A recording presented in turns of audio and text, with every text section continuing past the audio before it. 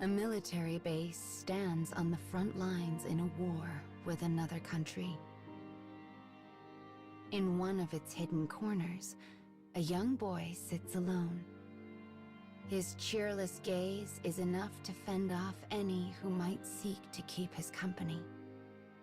He sharpens his blade, an act which serves as wordless warning for the man who ended his parents' life. But at that moment, another soldier approaches. The grin on his face suggests a scheme is in motion. "Captain wants you," he says.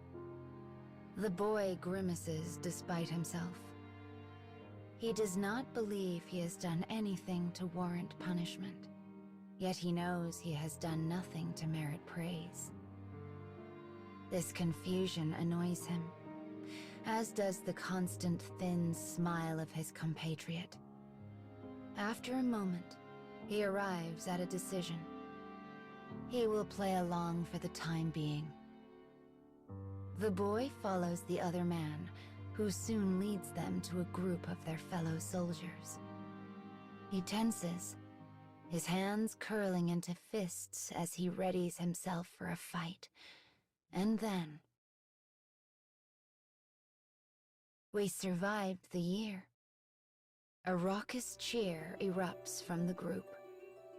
As the soldiers embrace each other with whoops of pure joy, the boy stands off to the side, dumbstruck. But when the drinking songs begin, he finally forces himself to accept the situation. They didn't bring me here to torture me. They brought me here to celebrate.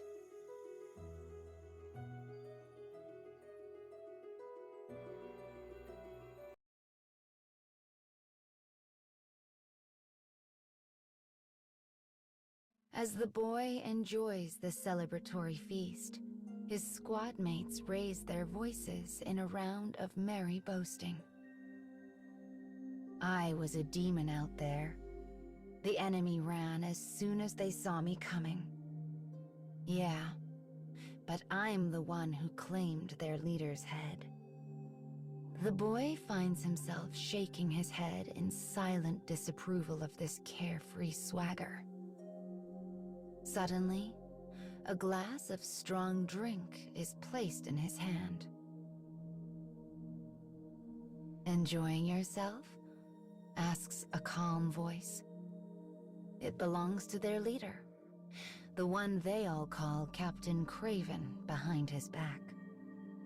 The men of the squad have long scoffed at how quick their captain is to retreat from battle, and the boy shares their dim view of his competence. "How was this year for you?" continues the man.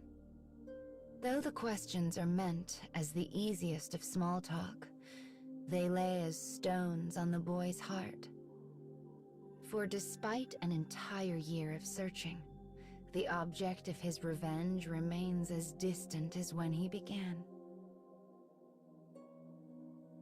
Thinking of this, shame suddenly pierces his chest like a bullet, and he absently tosses the cup aside. The crisp shattering of glass brings the hall to silence. Thick, red liquid slowly pools across the ground. It reminds him of his parents. Ignoring the captain, ignoring his companions, the boy bolts up from his seat and flees the hall.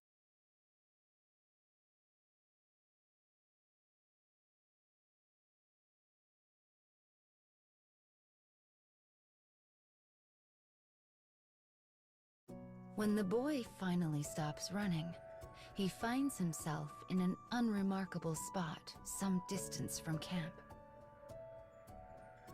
His body is quaking with shame, regret, rage. What have I even been doing for the last year?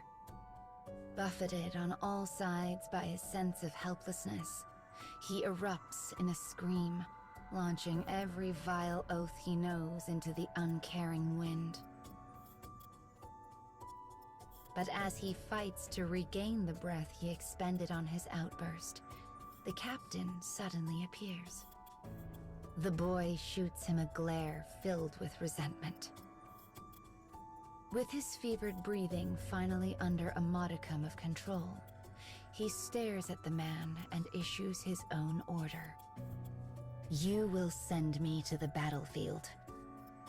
The captain's eyes waver as he attempts to read his subordinate. He's a coward through and through, thinks the boy smugly. He'll do it. He has no choice. But instead, the captain shakes his head and meets the boy's stunned gaze. No, he says. I will not. I won't send out a soldier who isn't ready. The boy's brow furrows with a mixture of doubt and surprise. But the captain continues, almost as if trying to provoke him. Your worries control you. You know that, right? And if that doesn't change, you will fail. The words are a jagged thorn in the boy's very soul. Unable to control himself, he lets out a feral scream and rushes his captain.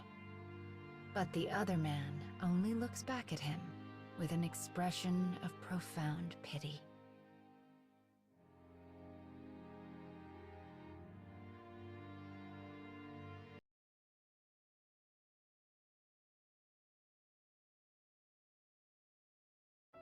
The boy's vision is red, his mind madness. He can think of nothing save savaging the human standing in front of him. But his assault finds only empty air. The captain sees through his attack and sidesteps it with a casual grace that speaks to his long years of experience. The boy stumbles as he misses, his arms flailing pitifully in the air.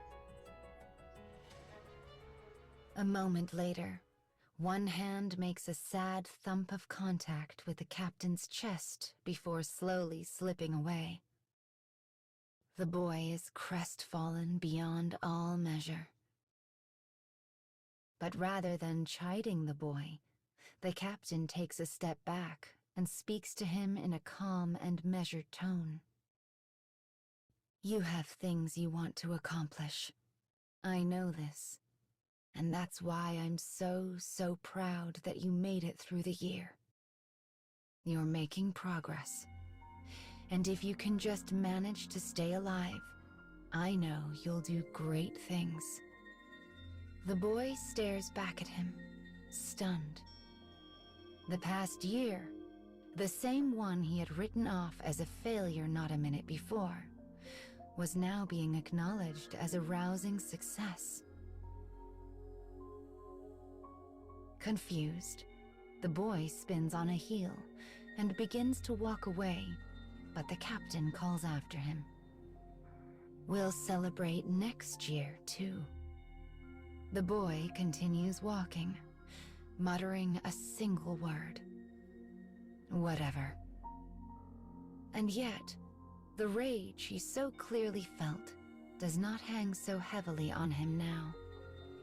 It's as if clouds have parted ever so slightly on the turbulent storm of his heart. He finds this feeling to be terrifying. For if his anger departs, what is left of him?